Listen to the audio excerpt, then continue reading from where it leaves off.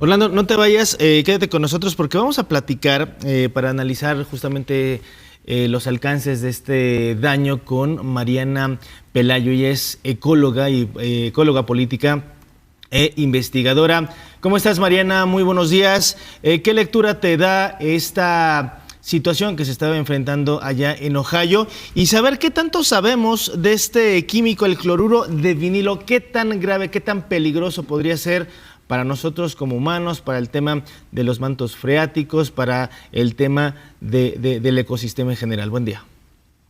Hola, ¿qué tal? Buen día, Paola, Jesús y Orlando. Un gusto verles por aquí. Pues fíjate que este fenómeno es un fenómeno muy complejo, como dice Orlando. O sea, no hay fronteras. El tema ambiental, los desastres ambientales no tienen fronteras políticas, ¿no? Pero sí muchas consecuencias y muchas causas políticas también.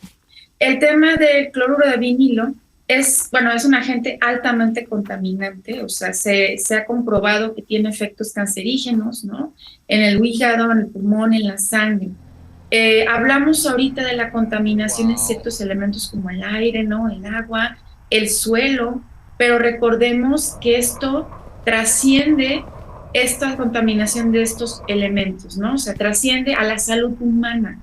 Pues estamos hablando que aquí están resolviendo con algunas soluciones de tal vez de evacuar, tal vez de encapsular, ¿no? Pero recordemos estos accidentes o desastres naturales como Chernobyl, ¿no? O sea, que no son accidentes que se quedaron en ese momento ni fueron tan coyunturales. Estamos hablando de un fenómeno multidimensional que trasciende escalas temporales y espaciales. Es decir, hay generaciones es hasta intergeneracional, ¿no? Entonces, los efectos van a trascender el viernes, esta semana, en un mes y más adelante, ¿no? Hay que entender que los desastres ambientales de este tipo no se resuelven de la noche a la mañana y que tienen muchas consecuencias, no solamente en los ecosistemas, sino en la salud humana de los habitantes que siguen habitando la zona y que aunque fueron desplazados o aunque se asignó un radio de 1.5 kilómetros, ¿no?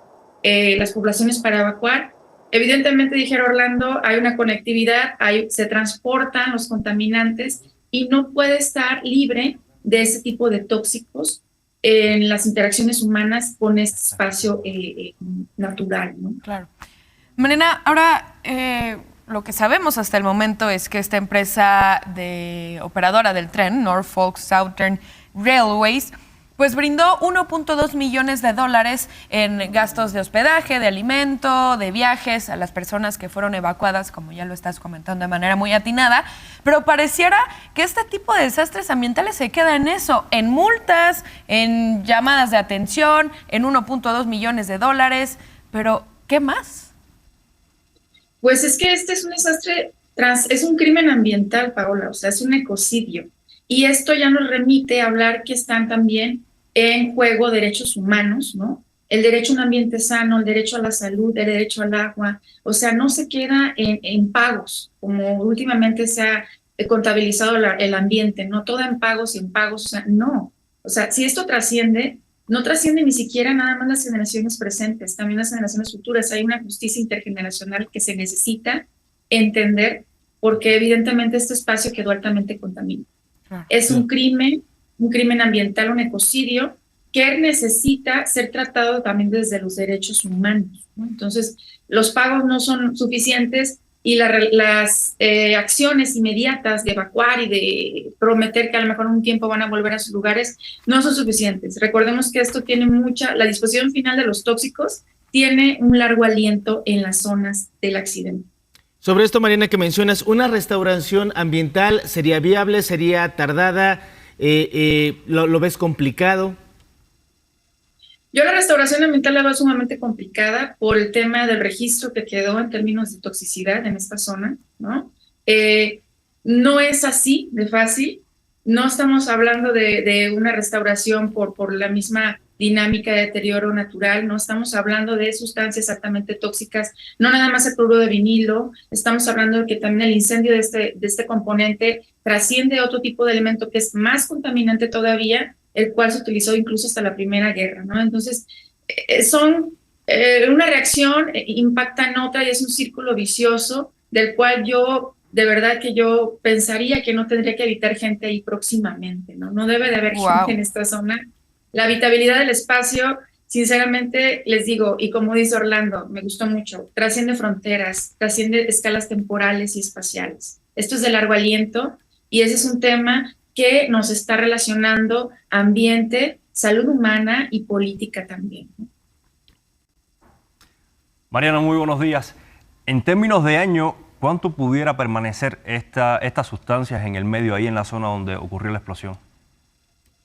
Fíjate que en temporalidades no podré decirte, o sea, no es mi especialidad el tema de las temporalidades de estos agentes, pero tenemos muchos ejemplos, Orlando, tenemos también, por ejemplo, los derrames en algunos ríos, ¿no? Acá en Chihuahua, tenemos Chernobyl, este gran aprendizaje, ¿no? Que hasta la fecha no se ha podido habitar la zona, que incluso por el aire trasciende otros espacios, ¿no? O sea, es un tema de largo aliento, se necesita mucho tiempo para que se recupere esta zona y tal vez, como dices tú, encapsular es posible, pero recordemos que así como también la energía nuclear y ya cuando se desgasta se encapsula, pues son bombas de tiempo.